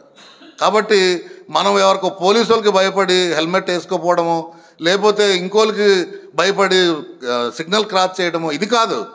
మనం అది ఒక నిబంధన పెట్టారు, ఆ నిబంధనని మనం పాటించాలి. అది ఇతరులు కూడా పాటించేలాగా మనం చేయాలి. ఆ రకంగా మనము ముందుకెళ్తే ఒక మానవ సమాజాన్ని, ఒక ఆరోగ్యకరమైనటువంటి మానవ సంబంధాలని మనం పెంపొందించకుండా మనం ఈ సమాజాన్ని మార్చే పరిస్థితి అనేది ఉండదు. ఇందాక కృష్ణారావు గారు మాట్లాడుతూ కూడా ఒక విషయాన్ని చెప్పారు. మనం ఎవరైతే ఈ సామాజిక న్యాయం అనేది ఏదో ఎస్సీ ఎస్టీ బీసీలు ఇక్కడ ఒక నలుగురు కూర్చొని మనం చర్చించుకోవడం వల్ల ఈ మార్పు రాదు. ఇది మొత్తం ప్రజానికంలో ఉన్నటువంటి రుగ్మతలు ఏవైతే ఉన్నాయో వాళ్ళు ద్వారా మనము ఆలోచించే వాళ్ళు ఎవరైతే ఉన్నారో అలాంటి వాళ్ళని నేతికి పట్టుకొని వాళ్ళని కూర్చోబెట్టి ట్రైనప్ చేసి వాళ్ళ ద్వారా మనము చేయడం ద్వారా మాత్రమే ఈ సామాజిక న్యాయం అనేది ముందుకెళ్తుంది. ఆ రకంగా సామాజిక న్యాయం ముందుకెళ్ళడం ద్వారా మనకు సైన్స్ టెంపర్ అనేది పెరుగుతుంది.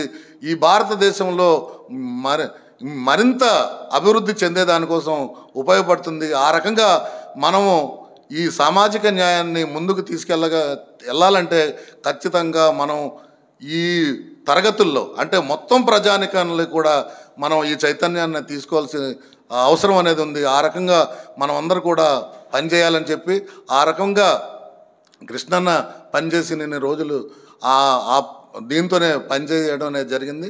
కాబట్టి ఈ 16వ వర్ధంతికి మరింకోసారి కృష్ణన్నకి జోహార్లు అర్పిస్తూ నాకు ఈ అవకాశం ఇచ్చిన ధన్యవాదాలు తెలియజేస్తూ ముగిస్తున్నాను. 16వ వర్ధంతిని ఈ ఆదరైనటువంటి మీ అందరిని కూడా జైభీములు తెలియజేస్తూ, ముఖ్యంగా సామాజిక న్యాయం సంబంధించి నా ముందున మాట్లాడిన మిత్రులందరూ మాట్లాడారు. సహజంగా ఈరోజు మనం ఆ సెక్షన్ల పట్ల పనిచేయటం, ఇందాక ఇప్పుడు చెప్పారు నా ముందున మాట్లాడినటువంటి అంశం కూడా చూసుకున్నప్పుడు, ముఖ్యంగా ఇప్పుడు చెప్తుంటారు చాలామంది ఏంటంటే మన తోటోడికి సహాయం చేసేటటువంటి వాటిల్లో కూడా నిన్న లేదు మొన్న ఒక విషయాన్ని చూస్తే నాకు గుర్తొచ్చింది ఏంటంటే,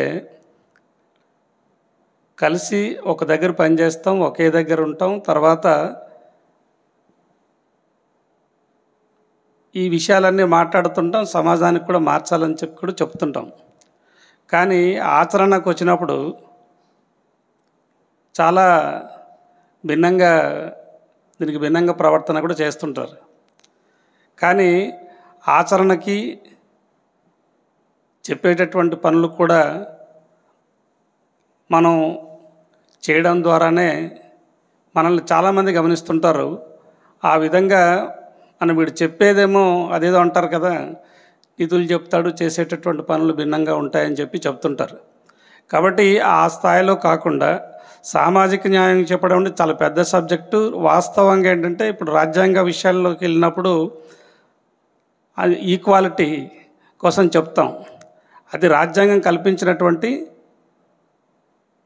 హక్కుగా ఉంది.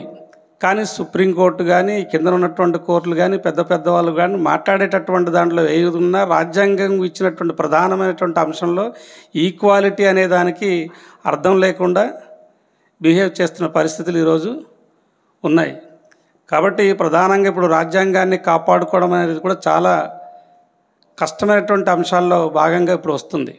ఎందుకనంటే ఇప్పుడు రాజ్యాంగం పట్ల మాట్లాడుతుంటేనే ఇప్పుడు అందులో ప్రధానమైనటువంటి ఇప్పుడు న్యాయమూర్తి ఒక న్యాయ వ్యవస్థ, స్వతంత్ర న్యాయ వ్యవస్థ సంబంధించి ఒక తీర్పు, అతను ఒక సామాజిక అంశాన్ని తీసుకుని కొన్ని మాట్లాడాడు. కొన్ని ప్రభుత్వాలకు అనుకూలంగా కూడా ఉండొచ్చు. ఎందుకంటే ఆ ప్రభుత్వం ఇప్పుడు కేంద్రంలో పరిపాలన చేస్తున్నటువంటి ప్రభుత్వానికి భిన్నంగా ఉంటే వాళ్ళకి వ్యతిరేకంగా చెప్పినట్టుగా ఇంకొక ఉన్నత స్థానంలో ఉన్నటువంటి వ్యక్తులు మాట్లాడుతున్నారు. కాబట్టి వాళ్ళకు అనుకూలంగా ఉంటే అది సామాజిక న్యాయం కావచ్చు, లేదా అనుకుంటే అదే సమాజ మార్పు కావచ్చు. కానీ రాజ్యాంగం చెప్పినటువంటి అంశాలకి అనుగుణంగా ఈరోజు ఆ న్యాయమూర్తి ఒక తీర్పు ఇస్తే, ఒక రాష్ట్రానికి సంబంధించినటువంటి సుదీర్ఘంగా కొన్ని బిల్లులు పెండింగ్లో ఉంచడం అనేది అది రాజ్యాంగ విరుద్ధం. కానీ ఉంచినందుకు గాను చివరికి ఆయన ఇంకొక 15 రోజుల్లో రిటైర్ అయిపోయేటటువంటి చీఫ్ జస్టిస్ చివరికి దానికి తీర్పు ఇచ్చి ఇది చాలా తప్పు అని చెప్పినప్పుడు ఇప్పుడు దానికి పరిపాలన ఉన్నటువంటి కేంద్రంలో ఉన్నటువంటి ప్రభుత్వం ఈరోజు ఆ సుప్రీంకోర్టు చీఫ్ జస్టిస్నే తప్పుపడేటటువంటి పరిస్థితికి వచ్చేసింది. కాబట్టి అందుకని ఇప్పుడు ఏదైతే రాజ్యాంగం చెప్తుందో దాని పట్ల మనం కొంచెం ఇంకా అవగాహన పెంచుకోవడం, తద్వారా మన సమాజానికి కావచ్చు, మన సెక్షన్స్కి కావచ్చు ఎక్కువ విస్తృతంగా ఈరోజు చెప్పాల్సినటువంటి అవసరం ఉందని చెప్పి మనం ఇలాంటి కొన్ని అంశాలను బట్టి చూస్తున్నప్పుడు అనిపిస్తుంది. కాబట్టి ఈ సామాజిక న్యాయం కోసం ఎంత విస్తృతంగా చెప్పడంతో పాటు రెండోది ఇందాక చెప్పినటువంటి ఏదైతే మీడియా పాత్ర అని చెప్తున్నామో, మీడియా ఏ విధంగా ఉన్నదని చెప్పడానికి మనకు ఒక ఉదాహరణ చెప్పొచ్చు. మొత్తం కంప్లీట్గా ఈరోజు కేంద్ర గవర్నమెంట్ కంట్రోల్లోకి వెళ్ళిపోయింది. నేను చదివినటువంటి 2 అంశాలు చెప్తాను. అందులో ఒకటి, ఒక ఆయన మనకు ఎలక్షన్స్ బిఫోర్ 1 year బిఫోర్ ఒక మొత్తం మీడియా వ్యవస్థలందరికీ టాప్ ఉన్నటువంటి వాళ్ళు అధిపతులందరినీ కూర్చోబెట్టి ఐటీ మినిస్టర్ ఒక మీటింగ్ పెట్టి చెప్పాడు. అంటే రాబోయే ఒక ఎలక్షన్లో ఒక సంవత్సరం ఉంది కాబట్టి మీరందరూ కూడా మా ప్రభుత్వానికి సహకరించాలని చెప్పి ఆయన మీటింగ్ పెట్టినట్టు ప్రింట్ మీడియాలోనే వచ్చింది.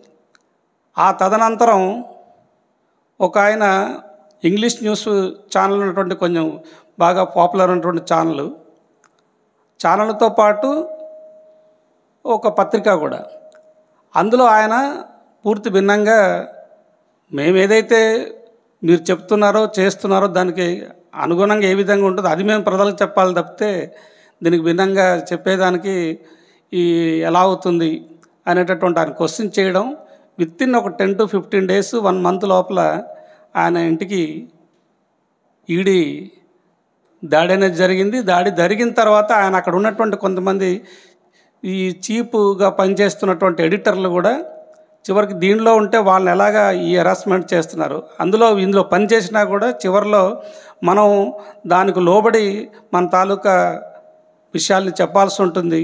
కాబట్టి దీనిలో మేము పనిచేయాలని చెప్పి కొంతమంది బయట వచ్చేసి స్వతంత్ర మీడియాని ఈరోజు వాళ్ళ తాలూకా విషయాల్ని చెప్పడం ద్వారా ఆ ప్రభుత్వానికి వ్యతిరేకంగా వాళ్ళు చెప్పేటటువంటి కొన్ని విషయాలు వాళ్ళు స్వతంత్ర మీడియాతో చెప్పేటటువంటి ప్రయత్నం చేస్తున్నారు. అందుకని అదొకటి. మన విశాఖపట్నం స్టీల్ ప్లాంట్ నుండి మొత్తం ఆ రోజు కరోనా టైంలో ఢిల్లీలో వెళ్ళి అందరూ మనం ఒక ధర్నా చేయడానికి వెళ్ళిన తర్వాత అందులో నేను ఆ రోజు లెక్క పెట్టాను 36 అంటే 4 పార్టీలకు సంబంధించినటువంటి పార్లమెంటు సభ్యులు 36 మంది జంతర్ మంతర్లో వచ్చి సమావేశంలో పాల్గొన్నారు. అది కూడా ఎవరు భోజనాలకు వెళ్లకుండా 4 గంటల వరకు కంటిన్యూ అయినటువంటి సమావేశంలో అది వర్షం పడింది, తడుచుకున్నారు. అసలు మొత్తం మీడియా అంతా అక్కడే ఉంది. కానీ విషయం ఏంటంటే ఇవన్నీ చూసిన తర్వాత మనం ఏదైతే ఈ హోటల్ రూమ్లకి వెళ్ళి పడుకోవడానికి వెళ్ళిన తర్వాత చూస్తే టీవీలు వేసినప్పుడు ఒక టీవీలో రాలేదు, ఇదేంటి ఒకదానికి రాలేదని చెప్పి హిందీ, ఇంగ్లీషు రకరకాల ఛానల్స్ మనం తిప్పి చూసినా చిన్నది కూడా రాలేదు. సరే అక్కడ వరకు అనుకుందాం. మరుసటి రోజు మార్నింగ్ లేచిన తర్వాత హిందూ రకరకాల పేపర్లు ఏ పేపర్లో చూసినా కూడా ఒక్క పత్రికలో కూడా అది ఢిల్లీలో సరౌండింగ్లో అక్కడే జరిగినటువంటి వార్త, ఢిల్లీలోనే మీకు ఆ వార్త కూడా ఇక్కడ జరిగినట్టు కూడా రాయలేదు. కానీ మళ్ళీ మన తెలుగు పత్రికల్లో చాలా వచ్చింది, దాంట్లో చాలామంది పోస్టులు పెట్టారు. అంటే ప్రభుత్వం ఈ ప్రింట్ మీడియాని కానీ ఎలక్ట్రానిక్ మీడియాని ఎంత వాళ్ళు బలంగా దాన్ని నొక్కిపెట్టి ఈరోజు వాళ్ళు మెడల మీద కత్తి పెట్టి వాళ్ళు ప్రచారం చేయనివ్వకుండా చేస్తుందనేది ఇంటర్నల్గా వాళ్ళ మీద అంత బలమైనటువంటి ప్రెజర్ ఉన్నదని చెప్పడానికి ఈ ఒక్క ఉదాహరణ చాలు.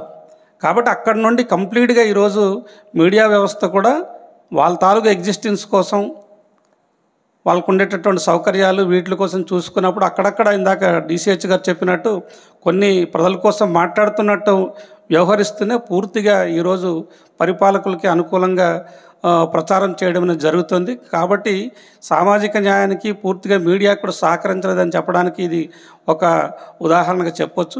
భవిష్యత్తులో ఇంకా దీని తాలూకా ప్రెజర్ పెరిగేటటువంటి అవకాశం ఉంటుంది. ఖచ్చితంగా బీజేపీ తాలూకా వాళ్ళు ఈ వైఖరి ఇందాక నేను ఒక పోస్ట్లో చూశాను, బెంగాల్లో రేపు రాబోయే ఎలక్షన్స్ ఈ ఇయర్ ఎండింగ్లో ఎలక్షన్స్ జరిగే అవకాశం ఉండొచ్చు అని చెప్పి చూశాను. అయితే దాంట్లో ఒకటి వాడు రాసి ఒక పోస్ట్ పెట్టాడు ఒక ఆయన, అందులో ఒకటి మధ్యప్రదేశ్, రెండోది యూపీ, ఇంకొకటి రాజస్థాన్. 3 జిల్లాల నుండి అంటే 3 రాష్ట్రాల నుండి బజరంగ దళ్, విశ్వ హిందూ పరిషత్ మన మిలిటెంట్ కార్యకర్తలు ఈరోజు బెంగాల్లో మన హిందువుల్ని చంపేయబోతుంటే దాన్ని కాపాడుకోవడానికి సైనికులుగా బయలుదేరుతున్నారు. వాళ్ళకి మీరు బ్రహ్మరథం పట్టండి అని చెప్పి ఒక పక్క స్లోగన్స్ చెబుతూ నైట్ మొత్తం కొన్ని బళ్ళు వందల కొలది బళ్ళు బయలుదేరుతుంటే దాన్ని వీడియో చేసి దీంట్లో పెట్టాడు యూట్యూబ్లో. కాబట్టి వాళ్ళు ఏం చేస్తున్నారు ఇప్పుడు చూడండి. ఇప్పుడు రేపు బెంగాల్లో జరిగేటటువంటిది ఇందాక జరిగిన ఇన్సిడెంట్ కాశ్మీర్లో జరిగింది మనం చూసుకుంటే జస్ట్ లైక్ రేపు అదే జరగడానికి అవకాశాలు ఎక్కువ ఉంటాయి. ఎందుకంటే అక్కడ ముస్లిమ్స్ ఈ హిందువుల మధ్య తగు తీసుకొచ్చి మమతా బెనర్జీ మీద ఒక 10 సంవత్సరాలు చేస్తుంది కాబట్టి దాని ఒక వ్యతిరేకత ఆటోమేటిక్గా ఉంటుంది కనుక అది క్రియేట్ చేసి ఆల్టర్నేషన్ బీజేపీ ఎమర్జ్ అవ్వడానికి కూడా రేపు ఎలక్షన్లు ఉపయోగపెట్టుకునే దానికి కూడా ప్రయత్నం చేయడానికి ఒక భాగంగా కూడా ఉండుండొచ్చు. కాబట్టి మీడియాని ఇంత దారుణంగా వాళ్ళు కంట్రోల్ చేస్తూ మనకి చాలా విషయాలను తెలియజేయకుండా వాళ్ళ తాలూకా నియంతృత్వం ఏ విధంగా కొనసాగించేదానికి ప్రయత్నం చేస్తున్నారని చెప్పేదానికి ఎటువంటిది మనకు కనబడుతుంది. కాబట్టి ఇలాంటి సోషల్ మీడియాది ఇందాక మనకు చెప్తున్నారు. అయితే వాస్తవంగా మనలో అంత సీరియస్గా లేమనేది ఇందాక డీసీహెచ్ చెప్పారు. వాస్తవంగా నేను కూడా అసలు ఆ ట్విట్టర్లో ఎలా పట్టుకొని నొక్కి మళ్ళీ ఎటు ఫార్వర్డ్ చేయడం ఇప్పుడు నాకు అసలు 2 సార్లు ఆయన చెప్పాడు. కానీ ఇంతవరకు దాంట్లో నేను ముందుకెళ్ళే ప్రయత్నం నేను కూడా చేయట్లేదు. కాబట్టి ముఖ్యంగా మనం రోజువారీ మీటింగ్లో వింటూ మాట్లాడుతూ చెప్తున్నటువంటి మనం కూడా అంత సీరియస్గా లేనప్పుడు మన కిందన ఉన్నటువంటి మా కుటుంబ సభ్యులకి లేదా మిగతా బంధువులకు లేదనుకుంటే సమాజం మార్పు కోసం చేసేటటువంటి వాళ్ళు ఇంత చురుకుగా లేకపోతే ఖచ్చితంగా మనం విషయాలు ఇతరులకు తెలిసేటటువంటి అవకాశం తక్కువ, ఈ ఇతర అంశాలు ఎక్కువ మన వాళ్ళకి చేరేటటువంటి అవకాశం ఉంటుంది. కాబట్టి ఆ ప్రభావమే మన మీద ఎక్కువగా ఉంటుంది. తద్వారా మనం ఒక మిస్గైడ్ చేసేదానికి వాళ్ళు మనం పొందేదానికి కూడా అవకాశం ఉంది. కాబట్టి ఖచ్చితంగా మీడియా తాలూకా ఏదైతే ఈ మనకు ఉపయోగించుకోవాలనుకున్నప్పుడు సోషల్ మీడియాని ఖచ్చితంగా మన భావజాలాన్ని 10 మందికి తెలియజేసేదానికి ప్రయత్నం చేసే భాగంగా మనం ఈ సామాజిక అంశాలని క్రోడీకరిస్తూ ఆ విధంగా ముందుకు తీసుకెళ్ళడానికి మనందరూ కూడా ప్రయత్నం చేయాలని మీ అందరికీ మరొకసారి ధన్యవాదాలు తెలియజేస్తూ ముగిస్తున్నాను.